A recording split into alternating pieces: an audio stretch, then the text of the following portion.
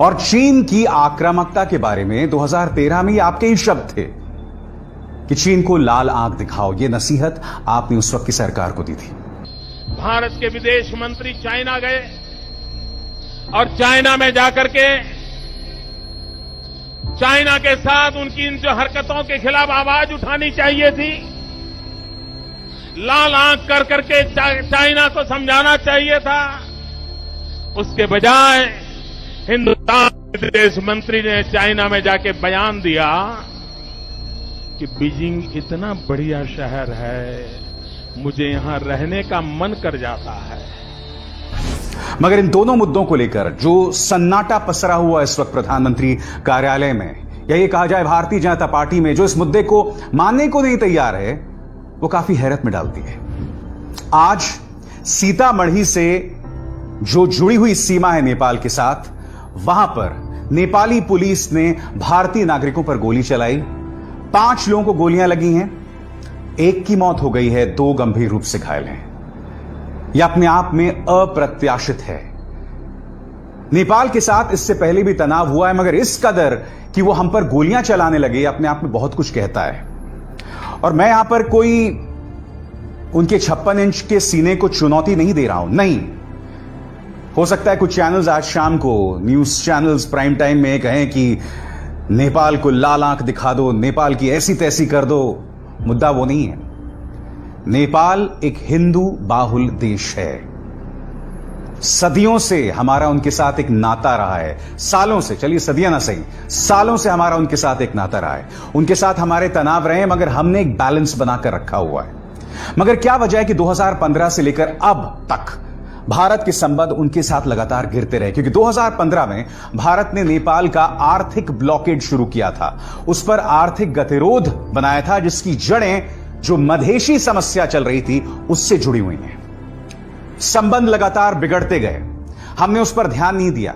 चीन का प्रवेश लगातार नेपाल में होता रहा, और उसके बाद ये जो ताजा तनाव है जिसमें नेपाली पुलिस ने हमारे 5 नागरिकों पर गोली चलाई है, उसका नाता जो है उस मानचित्र से है जिस पर कल यानी शनिवार को नेपाली संसद वोट करने वाली है। यह मुद्दा क्या है, मैं आपको सिलसिलेवार तरीके से पढ़ के सुनाना चाहूंगा। दोनों देशों के बीच फिलहाल नक्शा को लेकर तनातनी चल रही है। भारत का कहना है कि इस पूरे मसले की वजह से दोनों देशों के बीच विश्वास का संकट पैदा हुआ है। बातचीत से पहले नेपाल को भारत का भरोसा जीतना होगा। सारा मामला नेपाल के नए नक्शे को लेकर है। इस नक्शे में नेपाल ने कुल 395 वर्ग किलोमीटर के इलाके को अपने हिस्से में दिखाया है। इसमें लिम्पियाधुरा, लिपुलेख और काला पानी के अलावा गुंजी, नाभी और काटी गांव भी शामिल हैं। नेपाल ने अपने नक्शे में काला पानी के 60 वर्ग किलोमीटर को अपना बताया है। इसी तरह से लिम्पियाधुरा के 395 वर्ग किलोमीटर पर नेपाल ने अपना दावा जताया है। नेपाल की कैबिनेट की एक बैठक में इस मैप को मंजूरी दी गई, और जैसा कि आप जानते हैं कि शनिवार को इस मुद्दे पर वोटिंग हो रही है। और यही नहीं, भारत ने इस पर अपनी नरमी जतलाई है, और विदेश मंत्रालय के प्रवक्ता अनुराग श्रीवास्तव ने अपने ताजा बयान में कहा है कि भारत और नेपाल के बीच में कई सालों से सांस्कृतिक रिश्ते रहे हैं और हमें उस पर जोर देना होगा। मगर आज सवाल हमें यही पूछना होगा ना कि नेपाल जैसे हिंदू बाहुल देश के साथ भारत की समस्या क्यों पेश आ रही है? चीन की तो मैं अभी बात ही नहीं कर रहा हूं, चीन की मैं अभी थोड़ी देर बाद आपसे बात करूंगा। मैं आपसे पूछना चाहता हूं कि नेपाल के साथ आखिर यह समस्या क्यों पेश आ गई? और आप जानते हैं सबसे ज्यादा दुख मुझे किस बात का होता है? जिस तरह से मीडिया बेवकूफ बनाती है इंडिया की जनता को। अब टाइम्स नाउ की खबर देखिए। इस खबर के मुताबिक नेपाल जो है वो भारत के सामने झुक गया है। जो वो अपना नया मैप जिसे वो स्वीकृति देने वाला है शनिवार को, उस पर उसने जो अपनी पूरी योजना है उसे स्थगित कर दिया, उसे रोक दिया है। नेपाल भारत के सामने उसने घुटने टेक दिए हैं इस खबर के मुताबिक। अब क्या हो रहा है? वो शनिवार को वोट करने जा रहे हैं इस पर। यह खबर कुछ दिनों पहले आई थी, और उसके बाद क्या होता है? नेपाल न सिर्फ अपने उस मैप पर, जो कि भारत अपनी जमीन का हिस्सा मानता है, जिसे जो हमारी जमीन का हिस्सा है, नेपाल न सिर्फ उस पर वोट करने वाला है, बल्कि उसने गोलियां चलाकर हमारे 5 नागरिकों को घायल कर दिया, जिसमें 1 की मौत हो गई। और यह मीडिया हमसे क्या कह रहा था बताइए? क्या आपको अंदाजा है कि मीडिया के इस वाहियात प्रोपेगेंडा के चलते भारत को किस कदर नुकसान हुआ है पूरी दुनिया में। हमने जो अपना मखौल बना दिया इस वाहियात मीडिया के चलते। क्या यह बात आपको समझ आएगी? देखिए, आप में से कई लोग कह सकते हैं कि भाड़ में जाए नेपाल। मुद्दा वो नहीं है। भारतीय सेना में एक रेजिमेंट है, गोरखा रेजिमेंट, जिसके ताल्लुकात नेपाल से हैं। मैं जो आपको कहने की कोशिश कर रहा हूं कि नेपाल के साथ हमारे ऐसे घनिष्ठ संबंध हैं, अगर वो संबंध इस कदर खराब हो गए हैं जिसके चलते गोलीबारी हो रही है, तो हमें कहीं ना कहीं अपने अंदर भी झांक कर देखना होगा। और हम ये ना भूलें, हम ये बिल्कुल भी अफोर्ड नहीं कर सकते हैं कि नेपाल हमारा दुश्मन बन जाए। क्यों? पहली बात, चीन को वहां बैठने की, चीन की पूरी पैठ बढ़ जाएगी। बढ़ क्या जाएगी? बढ़ गई है। दूसरी बात, मुझे आपको बताने की जरूरत नहीं है कि किस तरह से नेपाल के अंदर अक्सर आईएसआई के एजेंट्स हैं जिन्होंने भारत को नुकसान पहुंचाया है।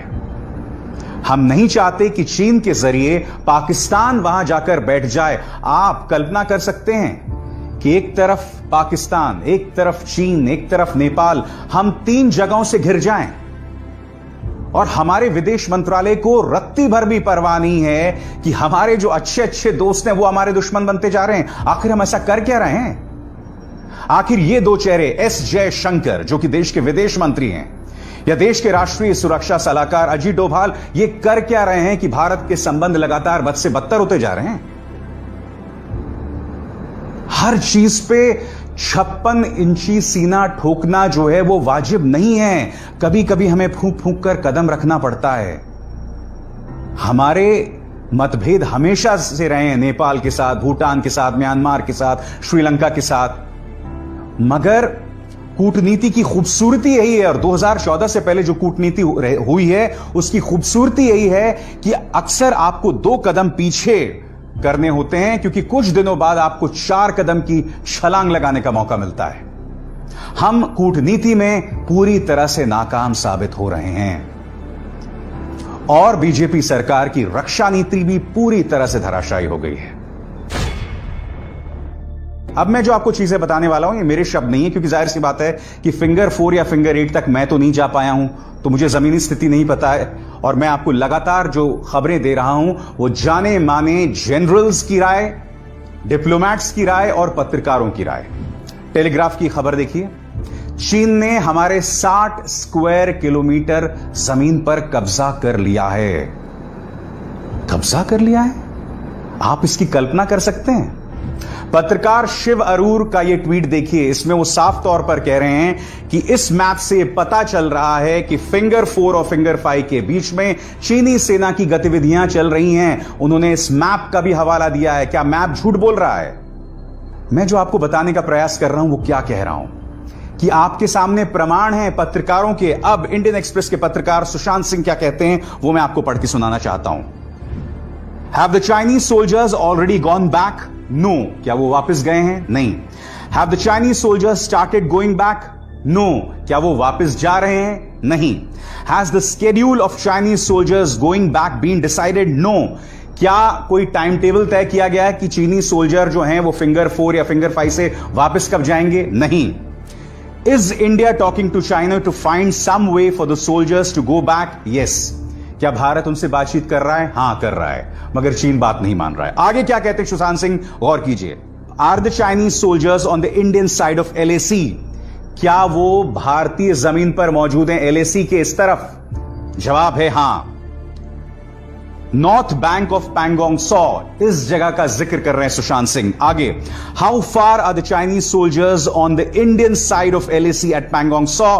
Around 8 kilometre. चीनी सैनिक पैंगोंग सॉ का वाला जो हिस्सा है, भारतीय हिस्सा, कितने अंदर तक आ गए हैं? 8 किलोमीटर। यानी कि कितना एरिया है? 50 से 60 स्क्वायर किलोमीटर। दोस्तों, 50 से 60 स्क्वायर किलोमीटर की बात हर कोई कर रहा है इस वक्त, और ये तमाम चेहरे आपके सामने हैं। Colonel Ajay Shukla, lieutenant general HS Panag, general Hooda, ये तमाम लोग जो हैं वो इस बात का जिक्र कर रहे हैं कि चाइनीज सेना ने भारतीय जमीन पर कब्जा कर लिया है और इस पर पूरी तरह से सन्नाटा है। जब राहुल गांधी इस मुद्दे को उठाते हैं तो उनको देशद्रोही बता दिया जाता है। उन पर, जैसे कि आप देख सकते हैं, न्यूज 18 CNN का ये स्क्रीनशॉट, उन्हीं पर हमला करना शुरू कर दिया जाता है। फिर उसके बाद रविशंकर प्रसाद उन्हें नसीहत देते हैं कि चीन के साथ तनाव चल रहा है, आप इस तरह से कैसे बात कर सकते हैं। अब मैं आपको 2 बयान सुनाना चाहता हूं 2014 के पहले। आज की तारीख में जो लोग पत्रकारों को कहते हैं या विपक्ष के नेताओं को कहते हैं कि भैया आप चीन पर खामोश रहें, उनके खुद के क्या तेवर थे। सबसे पहले यही रविशंकर प्रसाद, इन्होंने क्या कहा था, सुनिए। Would like to ask the government of India how many more Indian brave soldiers need to be sacrificed? कितने और जवानों का बलिदान होगा? हमने बार बार यह कहा है कि इस मामले में सख्ती होनी चाहिए, तो हम चाहेंगे भारत सरकार इसमें अपना सही एटीट्यूड बनाए। चाइना के द्वारा जबरदस्त साइबर हमला हो रहा है इंडिया के साइबर इंस्टॉलेशंस पर, यह बहुत दुर्भाग्यपूर्ण है। भारत सरकार भारत की सुरक्षा के बारे में गंभीर दिखनी चाहिए और हमें इस बात की बहुत चिंता है कि जिस तरह से चीन का हस्तक्षेप, अतिक्रमण भारत की सीमा में एक वीकली अफेयर बन गया है, इसको लेकर बहुत ही गंभीर चिंता है। सुन लिया। अब मौजूदा रक्षा मंत्री राजनाथ सिंह, उन्होंने क्या कहा था, उनकी बात सुनिए। चीन हमारे देश की धरती में घुस आता है, महीनों तक जमे रहते हैं, उसका जवाब देने की हिम्मत नहीं है। हाथ पर हाथ धरे यह बैठे रहते हैं। बहनों भाइयों, यह भारत के भी मान सम्मान स्वाभिमान की चिंता नहीं कर सकते। मैं तो यह भी कहना चाहता हूं, डॉक्टर मनमोहन सिंह जी, आपके यदि कलेजे में दम नहीं है, और वो तो उन लोगों को तो मैं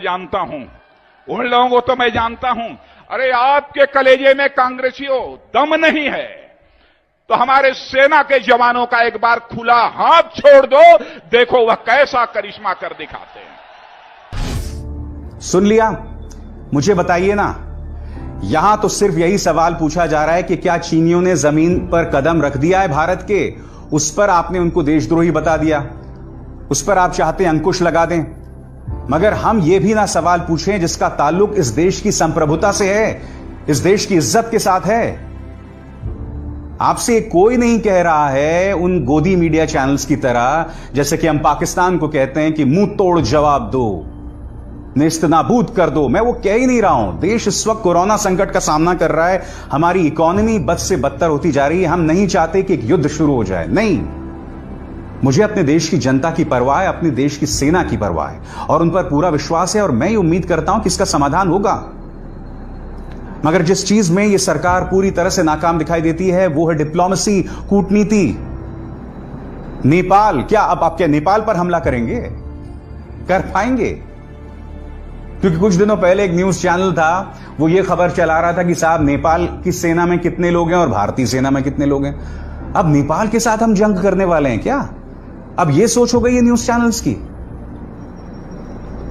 चीन को लेकर आप सरकार से सवाल तो नहीं करेंगे कि भैया वो 40 से 60 स्क्वायर किलोमीटर अंदर कैसे आ गए, जैसा कि सुशांत सिंह की रिपोर्ट या शिव अरोरा ने जो जिक्र किया इस मैप के जरिए, और ये झूठ नहीं बोल सकते। लेफ्टिनेंट जनरल पनाग ने जो कहा है, जनरल हुडा ने जो कहा है, कर्नल अजय शुक्ला ने जो कहा है, आप ये सवाल तो नहीं पूछ सकते। आप क्या करते हैं? मैंने एक न्यूज चैनल को सुना था, उस न्यूज चैनल का एंकर ये कह रहा था कि 1962 के बाद से, जब भारत और चीन का युद्ध हुआ था, उसके बाद से वहां से बौद्ध धर्म गायब हो गया था। उसके बाद से चीन जो है पूरी तरह से नास्तिक हो चुका है। अब वहां धर्म नहीं है। अब चूंकि धर्म नहीं है, इसलिए भारत और चीन की अगर लड़ाई हुई तो हम जीत जाएंगे। देखिए, मैं जानता हूं इस देश की जनता को धर्म का धतूरा चटा दिया गया है, मगर जब जमीन पर युद्ध की बात आती है ना, तो ये चीजें मायने नहीं रखती। आप धर्म के नाम पर लोगों को इस तरह से मूर्ख कब तक बनाएंगे भाई? और ये न्यूज चैनल्स कर रहे हैं। खैर, देखिए, मैं सुनिए सरकार में ये मुद्दे सिर्फ इसलिए उठा रहा हूं क्योंकि इस देश की जनता को यह पता होना चाहिए, अगर आप अपने सरकार से जवाबदेही मांगना बंद कर देंगे तो आपके अंदर का विकास खत्म हो जाएगा, बिल्कुल उसी विकास की तरह जो इस वक्त देश में चल रहा है। विकास जी, तो आप जब सवाल पूछना बंद कर देंगे तो आप अंदर से कुंद पड़ जाएंगे, आप इंसानियत के पैमाने से गिरते चले जाएंगे, आप इंसान नहीं रहेंगे। आप क्या बन जाएंगे और इस वक्त क्या बन गए हैं, क्या कहा जाए उस पर। मगर हम एक ऐसे देश में हैं जहां विपक्ष से सवाल पूछा जाता है कि आपने उत्तर प्रदेश की सीमा में बस क्यों भेजी गरीबों के लिए, और उन 1000 बसेस को या 800 बसेस को अंदर घुसने भी नहीं दिया जाता जो गरीबों के काम आए। हम उस वक्त रह रहे हैं जब मीडिया विपक्ष से यह सवाल पूछता है कि भाई आप राजस्थान के अंदर अपनी सरकार को क्यों बचाने की कोशिश कर रहे हैं। मुझे पता क्या लगता है, इस वक्त जो कोरोना संकट चल रहा है ना, इस सरकार ने सोचना ही छोड़ दिया है। अब राज्य सरकारों पे छोड़ दिया है कि तुम ही करो, तुमसे जो होता है। हमें तो चुनावी कैंपेनिंग करना है। आपने देखा ना ये तस्वीरों में, अमित शाह वर्चुअल चुनावी रैली, राजनाथ सिंह वर्चुअल चुनावी रैली, यानी कि कोई परवाह ही नहीं है। खैर चलिए, मस्त काल है, मस्त काल में मस्त रहिए, देश का फायदा इसी से तो होने वाला है। इन शब्दों को बाद में याद रखिएगा, क्योंकि उस वक्त बहुत देर हो चुकी होगी और उसकी जो हम कीमत चुकाएंगे हम उसकी कल्पना भी नहीं कर सकते, क्योंकि हमारे अंदर की इंसानियत, हमारे अंदर का जो लोकतांत्रिक चेहरा है वो मर रहा है। नमस्ते। अब खबरें पाइए सबसे पहले हमारे मोबाइल न्यूज एप्लीकेशन पर। एंड्रॉइड या iOS प्लेटफॉर्म पर जाइए, HW नेटवर्क को सर्च कीजिए, डाउनलोड कीजिए और अपनी सुविधानुसार खबरों की भीड़ में अपने काम। नेपाल और चीन के साथ जो तनाव चल रहा है उस पर प्रधानमंत्री नरेंद्र मोदी की खामोशी, आप जानते हैं मुझे क्यों हैरत में डालती है। क्योंकि प्रधानमंत्री नरेंद्र मोदी जब प्रधानमंत्री बने थे उसके बाद गाजे बाजे के साथ आप नेपाल गए थे, पशुपतिनाथ मंदिर में गए थे, और चीन की आक्रामकता के बारे में 2013 में आपके ही शब्द थे कि चीन को लाल आंख दिखाओ। यह नसीहत आपने उस वक्त की सरकार को दी थी। भारत के विदेश मंत्री चाइना गए और चाइना में जाकर के चाइना के साथ उनकी इन जो हरकतों के खिलाफ आवाज उठानी चाहिए थी, लाल आंख कर करके चाइना को समझाना चाहिए था। उसके बजाय हिंदुस्तान के विदेश मंत्री ने चाइना में जाके बयान दिया कि बीजिंग इतना बढ़िया शहर है, मुझे यहां रहने का मन कर जाता है।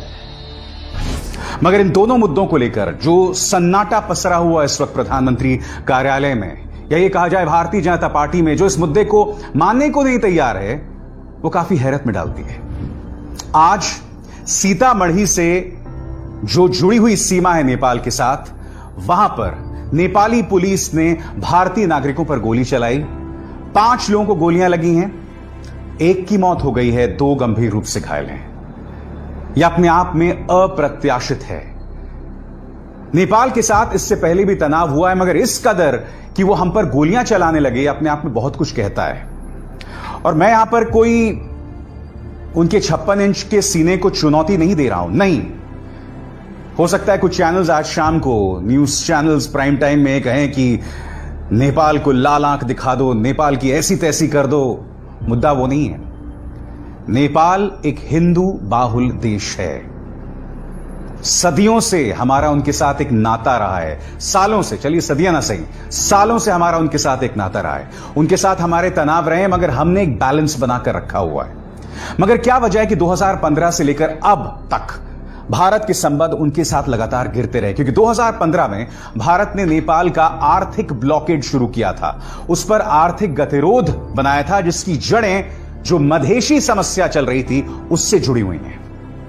संबंध लगातार बिगड़ते गए, हमने उस पर ध्यान नहीं दिया। चीन का प्रवेश लगातार नेपाल में होता रहा, और उसके बाद ये जो ताजा तनाव है जिसमें नेपाली पुलिस ने हमारे 5 नागरिकों पर गोली चलाई है, उसका नाता जो है उस मानचित्र से है जिस पर कल यानी शनिवार को नेपाली संसद वोट करने वाली है। यह मुद्दा क्या है, मैं आपको सिलसिलेवार तरीके से पढ़ के सुनाना चाहूंगा। दोनों देशों के बीच फिलहाल नक्शा को लेकर तनातनी चल रही है। भारत का कहना है कि इस पूरे मसले की वजह से दोनों देशों के बीच विश्वास का संकट पैदा हुआ है। बातचीत से पहले नेपाल को भारत का भरोसा जीतना होगा। सारा मामला नेपाल के नए नक्शे को लेकर है। इस नक्शे में नेपाल ने कुल 395 वर्ग किलोमीटर के इलाके को अपने हिस्से में दिखाया है। इसमें लिम्पियाधुरा, लिपुलेख और काला पानी के अलावा गुंजी, नाभी और काटी गांव भी शामिल हैं। नेपाल ने अपने नक्शे में काला पानी के 60 वर्ग किलोमीटर को अपना बताया है। इसी तरह से लिम्पियाधुरा के 395 वर्ग किलोमीटर पर नेपाल ने अपना दावा जताया है। नेपाल की कैबिनेट की एक बैठक में इस मैप को मंजूरी दी गई और जैसा कि आप जानते हैं कि शनिवार को इस मुद्दे पर वोटिंग हो रही है। और यही नहीं, भारत ने इस पर अपनी नरमी जतलाई है और विदेश मंत्रालय के प्रवक्ता अनुराग श्रीवास्तव ने अपने ताजा बयान में कहा है कि भारत और नेपाल के बीच में कई सालों से सांस्कृतिक रिश्ते रहे हैं और हमें उस पर जोर देना होगा। मगर आज सवाल हमें यही पूछना होगा ना कि नेपाल जैसे हिंदू बाहुल देश के साथ भारत की समस्या क्यों पेश आ रही है। चीन की तो मैं अभी बात ही नहीं कर रहा हूं, चीन की मैं अभी थोड़ी देर बाद आपसे बात करूंगा। मैं आपसे पूछना चाहता हूं कि नेपाल के साथ आखिर यह समस्या क्यों पेश आ गई। और आप जानते हैं सबसे ज्यादा दुख मुझे किस बात का होता है, जिस तरह से मीडिया बेवकूफ बनाती है इंडिया की जनता को। अब टाइम्स नाउ की खबर देखिए। इस खबर के मुताबिक नेपाल जो है वो भारत के सामने झुक गया है। जो वो अपना नया मैप जिसे वो स्वीकृति देने वाला है शनिवार को, उस पर उसने जो अपनी पूरी योजना है उसे स्थगित कर दिया, उसे रोक दिया है। नेपाल भारत के सामने उसने घुटने टेक दिए हैं इस खबर के मुताबिक। अब क्या हो रहा है, वो शनिवार को वोट करने जा रहे हैं इस पर। यह खबर कुछ दिनों पहले आई थी और उसके बाद क्या होता है, नेपाल न सिर्फ अपने उस मैप पर जो कि भारत अपनी जमीन का हिस्सा मानता है, जिसे जो हमारी जमीन का हिस्सा है, नेपाल न सिर्फ उस पर वोट करने वाला है बल्कि उसने गोलियां चलाकर हमारे 5 नागरिकों को घायल कर दिया, जिसमें एक की मौत हो गई। और यह मीडिया हमसे क्या कह रहा था बताइए। क्या आपको अंदाजा है कि मीडिया के इस वाहियात प्रोपेगेंडा के चलते भारत को किस कदर नुकसान हुआ है पूरी दुनिया में। हमने जो अपना मखौल बना दिया इस वाहियात मीडिया के चलते। क्या यह बात आपको समझ आएगी? देखिए, आप में से कई लोग कह सकते हैं कि भाड़ में जाए नेपाल। मुद्दा वो नहीं है। भारतीय सेना में एक रेजिमेंट है, गोरखा रेजिमेंट, जिसके ताल्लुकात नेपाल से हैं। मैं जो आपको कहने की कोशिश कर रहा हूं कि नेपाल के साथ हमारे ऐसे घनिष्ठ संबंध हैं, अगर वो संबंध इस कदर खराब हो गए हैं जिसके चलते गोलीबारी हो रही है, तो हमें कहीं ना कहीं अपने अंदर भी झांक कर देखना होगा। और हम ये ना भूलें, हम ये बिल्कुल भी अफोर्ड नहीं कर सकते हैं कि नेपाल हमारा दुश्मन बन जाए। क्यों? पहली बात, चीन को वहां बैठने की, चीन की पूरी पैठ बढ़ जाएगी। बढ़ क्या जाएगी? बढ़ गई है। दूसरी बात, मुझे आपको बताने की जरूरत नहीं है कि किस तरह से नेपाल के अंदर अक्सर आईएसआई के एजेंट्स हैं जिन्होंने भारत को नुकसान पहुंचाया है। हम नहीं चाहते कि चीन के जरिए पाकिस्तान वहां जाकर बैठ जाए। आप कल्पना कर सकते हैं कि एक तरफ पाकिस्तान, एक तरफ चीन, एक तरफ नेपाल, हम 3 जगहों से घिर जाएं और हमारे विदेश मंत्रालय को रत्ती भर भी परवाह नहीं है कि हमारे जो अच्छे अच्छे दोस्त हैं वो हमारे दुश्मन बनते जा रहे हैं। आखिर हम ऐसा कर क्या रहे हैं? आखिर ये 2 चेहरे, एस जयशंकर जो कि देश के विदेश मंत्री हैं, या देश के राष्ट्रीय सुरक्षा सलाहकार अजीत डोभाल, ये कर क्या रहे हैं कि भारत के संबंध लगातार बद से बदतर होते जा रहे हैं? हर चीज पे 56 इंची सीना ठोकना जो है वो वाजिब नहीं है। कभी कभी हमें फूंक फूंक कर कदम रखना पड़ता है। हमारे मतभेद हमेशा से रहे हैं, नेपाल के साथ, भूटान के साथ, म्यांमार के साथ, श्रीलंका के साथ, मगर कूटनीति की खूबसूरती यही है, और 2014 से पहले जो कूटनीति हुई है उसकी खूबसूरती यही है कि अक्सर आपको 2 कदम पीछे करने होते हैं, क्योंकि कुछ दिनों बाद आपको 4 कदम की छलांग लगाने का मौका मिलता है। हम कूटनीति में पूरी तरह से नाकाम साबित हो रहे हैं और बीजेपी सरकार की रक्षा नीति भी पूरी तरह से धराशायी हो गई है। अब मैं जो आपको चीजें बताने वाला हूं ये मेरे शब्द नहीं है, क्योंकि जाहिर सी बात है कि फिंगर 4 या फिंगर 8 तक मैं तो नहीं जा पाया हूं, तो मुझे जमीनी स्थिति नहीं पता है। और मैं आपको लगातार जो खबरें दे रहा हूं वो जाने माने जनरल्स की राय, डिप्लोमैट्स की राय और पत्रकारों की राय। टेलीग्राफ की खबर देखिए, चीन ने हमारे 60 स्क्वायर किलोमीटर जमीन पर कब्जा कर लिया है। कब्जा कर लिया है? आप इसकी कल्पना कर सकते हैं? पत्रकार शिव अरूर का यह ट्वीट देखिए, इसमें वो साफ तौर पर कह रहे हैं कि इस मैप से पता चल रहा है कि फिंगर 4 और फिंगर 5 के बीच में चीनी सेना की गतिविधियां चल रही हैं। उन्होंने इस मैप का भी हवाला दिया है। क्या मैप झूठ बोल रहा है? मैं जो आपको बताने का प्रयास कर रहा हूं वो क्या कह रहा हूं कि आपके सामने प्रमाण है पत्रकारों के। अब इंडियन एक्सप्रेस के पत्रकार सुशांत सिंह क्या कहते हैं वो मैं आपको पढ़ के सुनाना चाहता हूं। Have the Chinese soldiers already gone back? No. क्या वो वापस गए हैं? नहीं. Have the Chinese soldiers started going back? No. क्या वो वापस जा रहे हैं? नहीं. Has the schedule of Chinese soldiers going back been decided? No. क्या कोई टाइम टेबल तय किया गया है कि चीनी सोल्जर जो हैं वो फिंगर 4 या फिंगर 5 से वापस कब जाएंगे? नहीं. Is India talking to China to find some way for the soldiers to go back? Yes. क्या भारत उनसे बातचीत कर रहा है? हां, कर रहा है, मगर चीन बात नहीं मान रहा है। आगे क्या कहते हैं सुशांत सिंह, गौर कीजिए। Are the Chinese soldiers on the Indian side of LAC? क्या वो भारतीय जमीन पर मौजूद हैं LAC के इस तरफ? जवाब है हां। North bank of Pangong saw, इस जगह का जिक्र कर रहे हैं सुशांत सिंह। आगे, how far are the Chinese soldiers on the Indian side of LAC at Pangong saw? Around 8 kilometre. चीनी सैनिक पैंगोंग सॉ का वाला जो हिस्सा है, भारतीय हिस्सा, कितने अंदर तक आ गए हैं? 8 किलोमीटर। यानी कि कितना एरिया है? 50 से 60 स्क्वायर किलोमीटर। दोस्तों, 50 से 60 स्क्वायर किलोमीटर की बात हर कोई कर रहा है इस वक्त, और ये तमाम चेहरे आपके सामने हैं। Colonel Ajay Shukla, lieutenant general HS Panag, general Hooda, ये तमाम लोग जो हैं वो इस बात का जिक्र कर रहे हैं कि चाइनीज सेना ने भारतीय जमीन पर कब्जा कर लिया है और इस पर पूरी तरह से सन्नाटा है। जब राहुल गांधी इस मुद्दे को उठाते हैं तो उनको देशद्रोही बता दिया जाता है।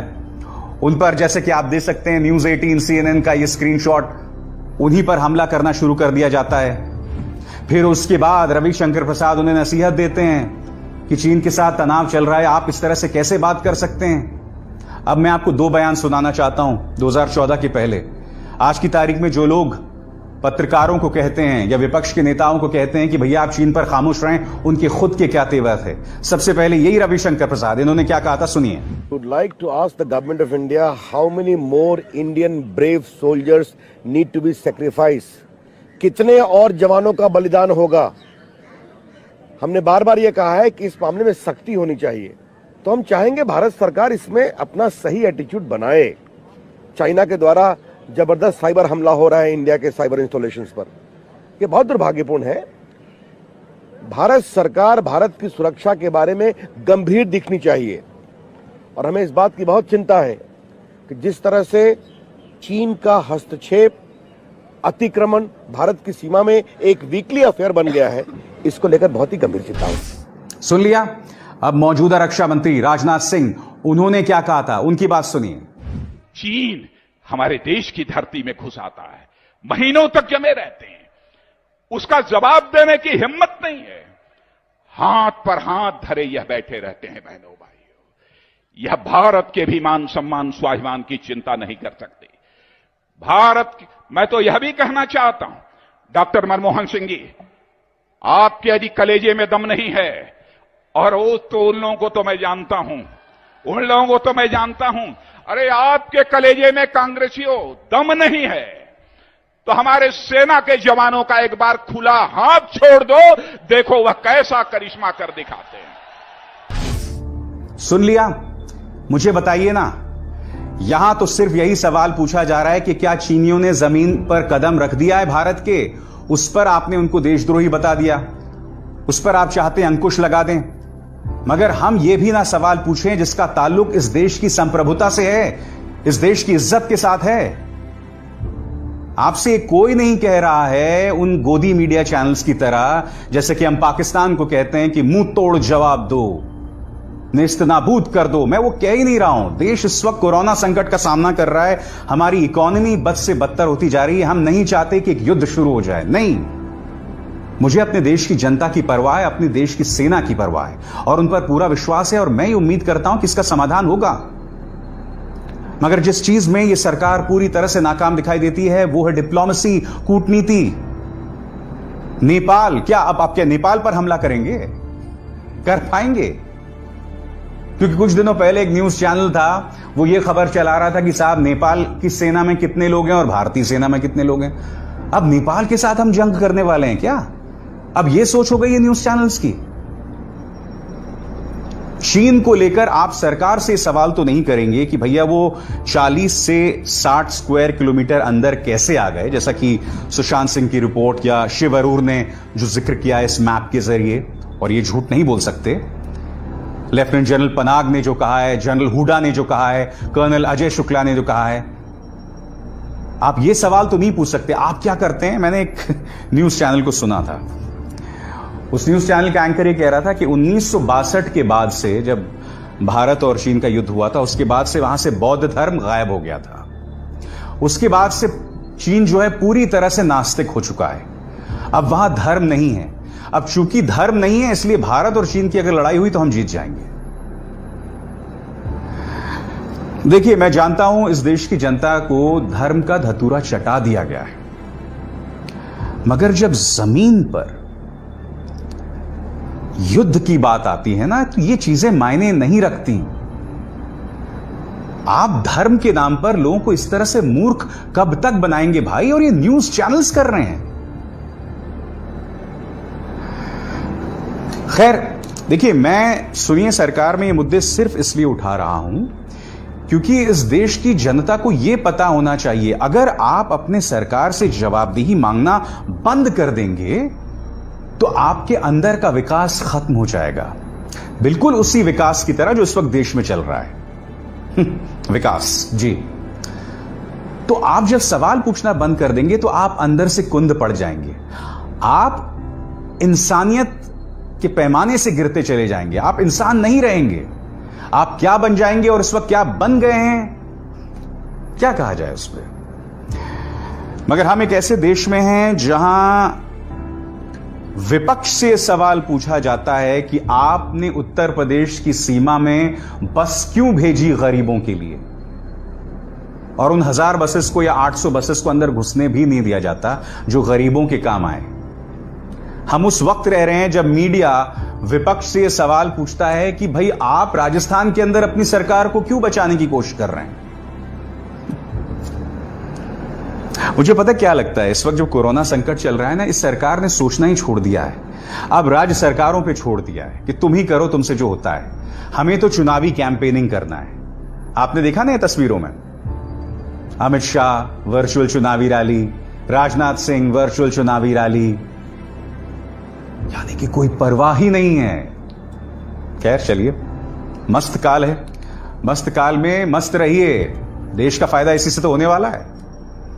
इन शब्दों को बाद में याद रखिएगा, क्योंकि उस वक्त बहुत देर हो चुकी होगी और उसकी जो हम कीमत चुकाएंगे हम उसकी कल्पना भी नहीं कर सकते, क्योंकि हमारे अंदर की इंसानियत, हमारे अंदर का जो लोकतांत्रिक चेहरा है वो मर रहा है। नमस्ते। अब खबरें पाइए सबसे पहले हमारे मोबाइल न्यूज एप्लीकेशन पर। एंड्रॉइड या iOS प्लेटफॉर्म पर जाइए, HW न्यूज नेटवर्क को सर्च कीजिए, डाउनलोड कीजिए और अपने खबरों की भीड़ में अपने काम। नेपाल और चीन के साथ जो तनाव चल रहा है उस पर प्रधानमंत्री नरेंद्र मोदी की खामोशी आप जानते हैं मुझे क्यों हैरत में डालती है। क्योंकि प्रधानमंत्री नरेंद्र मोदी जब प्रधानमंत्री बने थे उसके बाद गाजे बाजे के साथ आप नेपाल गए थे, पशुपतिनाथ मंदिर में गए थे, और चीन की आक्रामकता के बारे में 2013 में आपके ही शब्द थे कि चीन को लाल आंख दिखाओ। यह नसीहत आपने उस वक्त की सरकार को दी थी। भारत के विदेश मंत्री चाइना